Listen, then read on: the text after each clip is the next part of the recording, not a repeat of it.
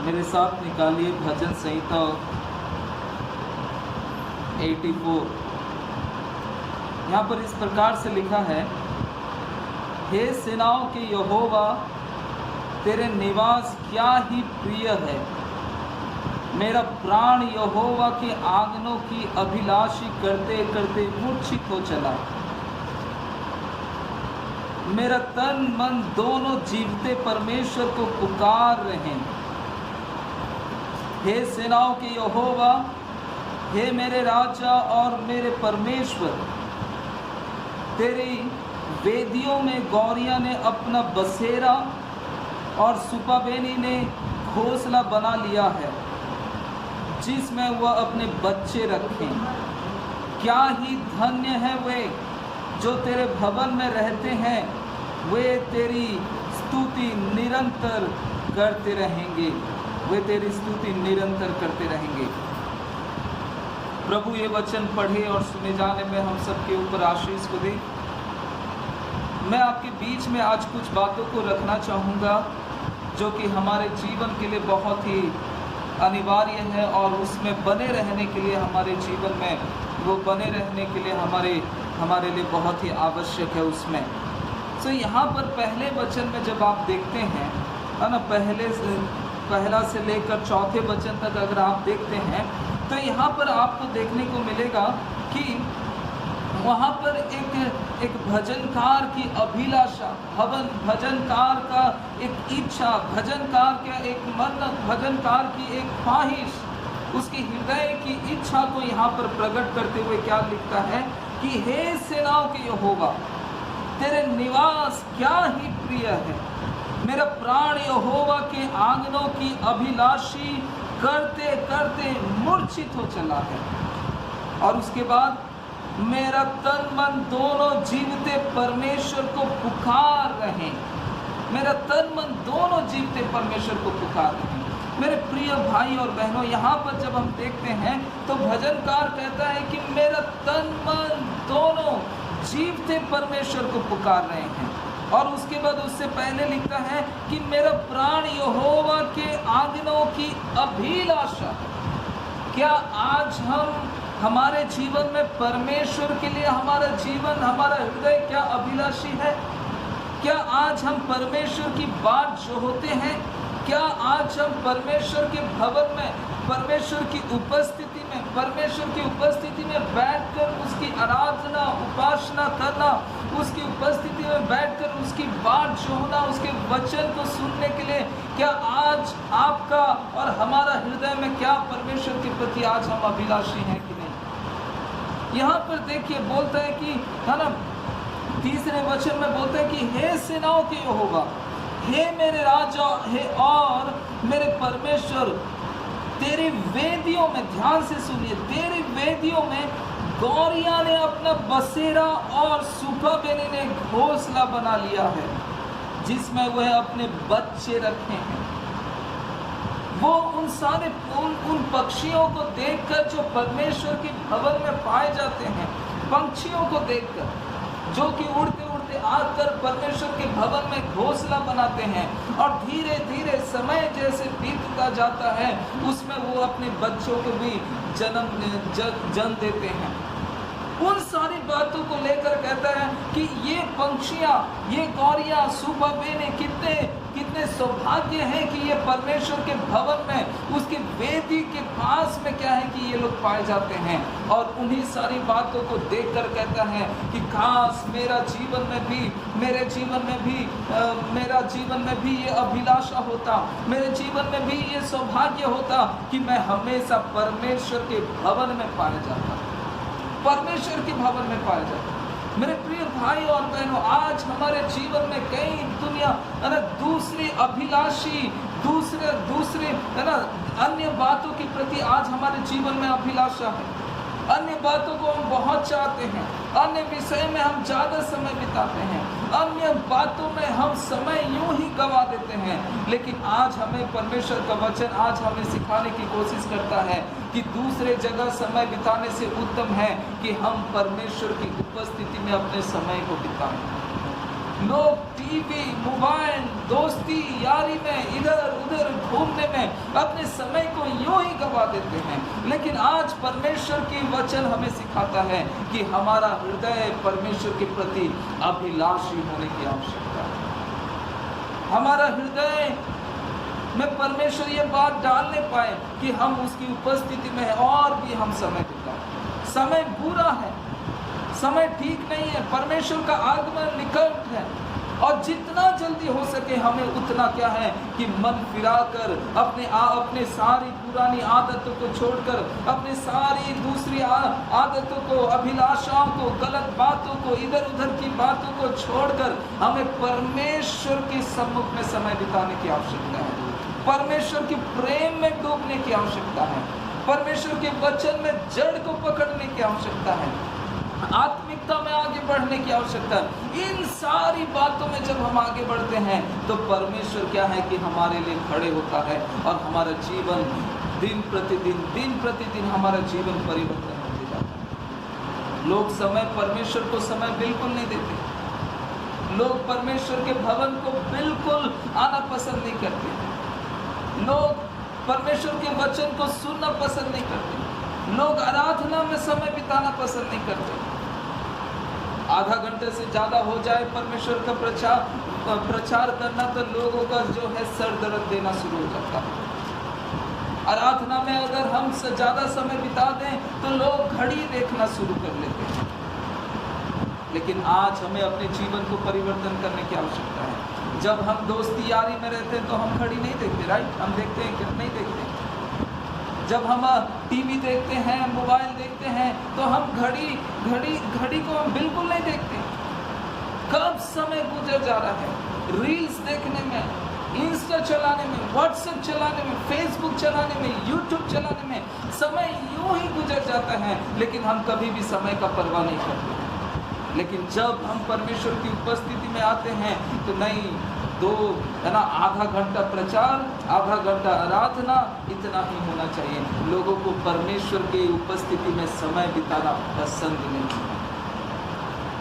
जो परमेश्वर ने आपके और हमारे लिए अपने जीवन को बलिदान कर दिया, जो परमेश्वर ने आपकी और हमारी गलतियों को नहीं देखा, पापों को नहीं देखा, लेकिन जब वो मरा, जब उसने अपने जीवन को बलिदान किया तो सारे लोगों के लिए बलिदान किया।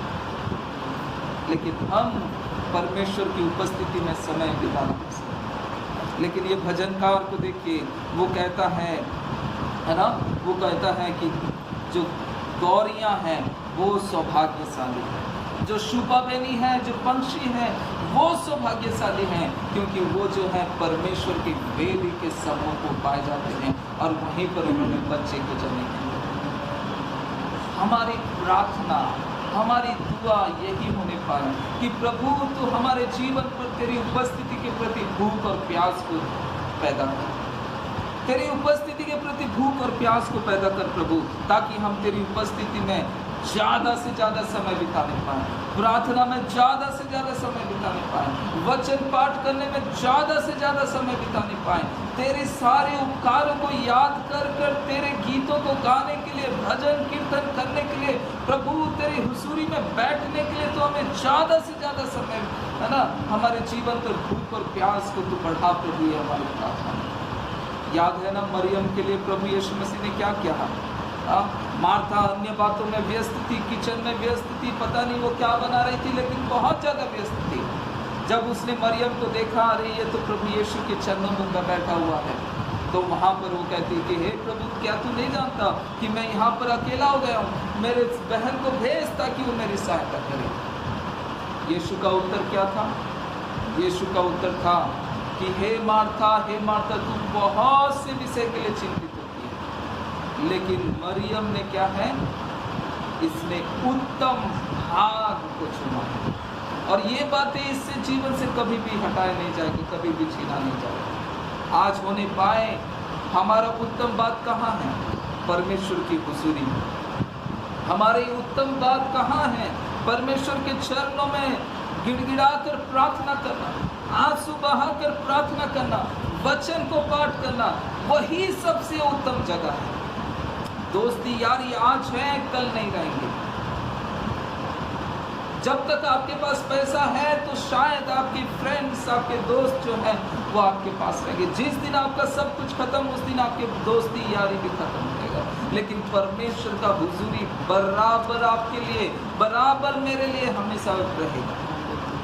होने पाए कि आज हम परमेश्वर के साथ एक गहरे संबंध में हमें जाने की आवश्यकता है। परमेश्वर का वचन बोलता है कि जैसे हिरनी जल के लिए हाँफती है, वैसे मेरा मन तेरे लिए अभिलाषा है प्रभु, मेरा मन तेरे लिए प्यासा है ना। हमारे परिवार में, हमारे व्यक्तिगत जीवन पर, है ना, हमारे मंडली पर यह होने पाए कि परमेश्वर की उपस्थिति के प्रति, हमारे प्रति एक भूख और प्यास परमेश्वर के प्रति होने पाए। 5वें वचन से 9वें वचन को देखिए, यहाँ पर लिखता है कि क्या ही धन्य है वो मनुष्य जो तुझसे शक्ति पाता है, और वे जिनको सिय्योन की सड़क की सुधि रहती है, वे रोने की तराई में जाते हुए उसको सोते का स्थान बनाते हैं। 6वें वचन को फिर से पढ़ता हूँ, वे रोने की तराई में जाते हुए उसको सोते का स्थान बनाते हैं। फिर बरसात और अगली वृष्टि उसमें आशीष ही आशीष उपजाती है।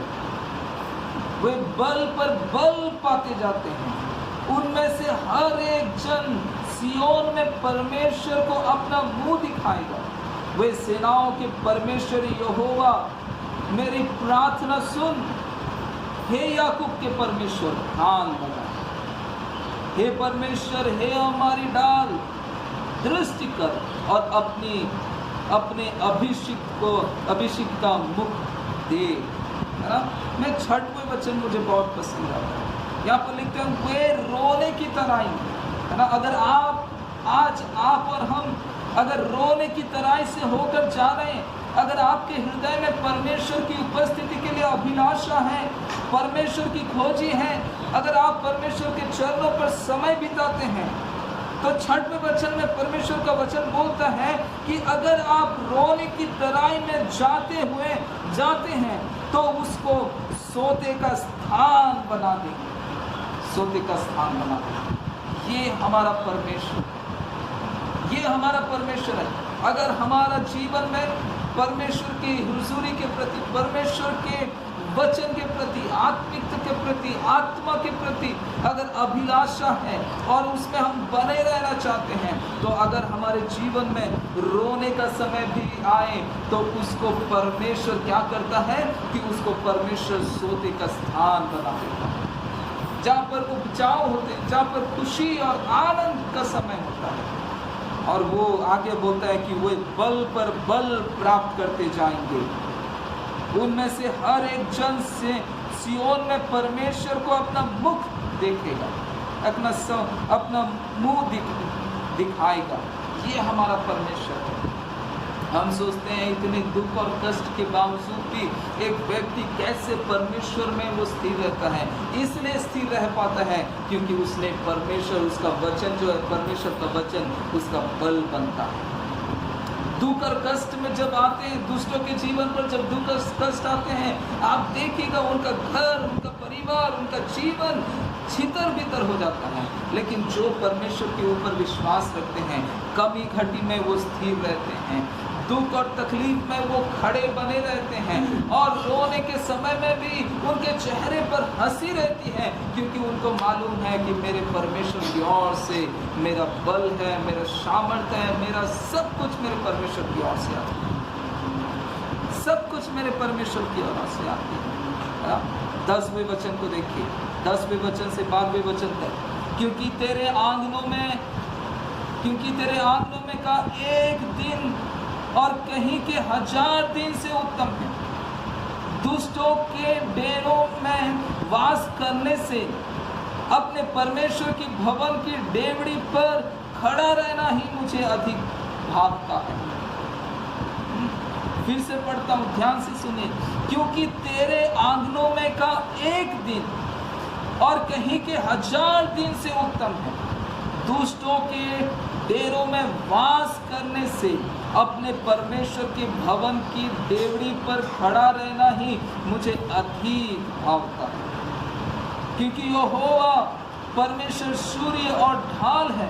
यहोवा अनुग्रह करेगा और महिमा देगा, और वे जो लोग खरी चाल चलते हैं उनसे वह कोई अच्छी वस्तु रखना छोड़ेगा। हे सेनाओं के यहोवा, क्या ही धन्य है वह मनुष्य जो तुझ पर भरोसा रखता है, तुझ पर भरोसा रखता है। मेरे प्रिय भाई और बहन, परमेश्वर की उपस्थिति के प्रति आज हमारे जीवन पर एक भूख और प्यास होने पाए। वचनकार कहता है, भजनकार कहता है कि उसके डेवरी पर एक दिन बिताने से, है ना, दुष्टों की डेवरी पर दुष्टों की डेवरी पर वास करने से अच्छा मैं परमेश्वर के भवन पर, परमेश्वर की डेवरी पर खड़ा रहूं।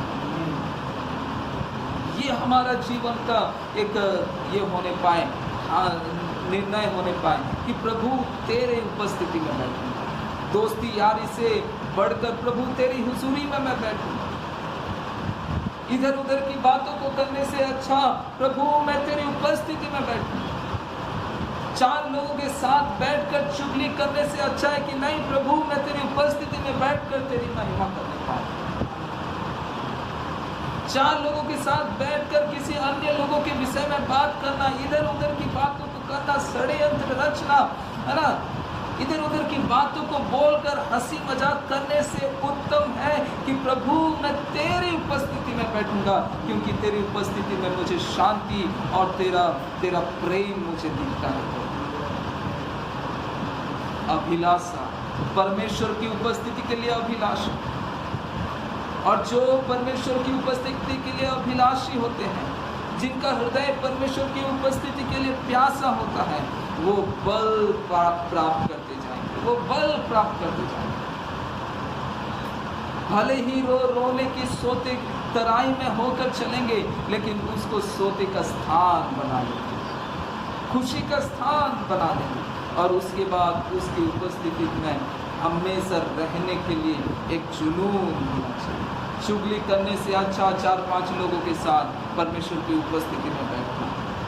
अगर कोई आपको बुलाता कि आओ हम समय बिताएंगे, चाय पीने जाएंगे कहीं पर, तो बोलिए कि आइए हम प्रार्थना करेंगे, मेरे घर में हम चाय बनाएंगे। हमारे जीवन में ये अभिलाषा होने पाए, उसकी उपस्थिति के प्रति आज हमारे जीवन में एक प्यास होने पाए। समय सचमुच बहुत पूरा है, परमेश्वर का वचन एक एक कर सब पूरा हो रहा है, उसके आने का समय निकट है।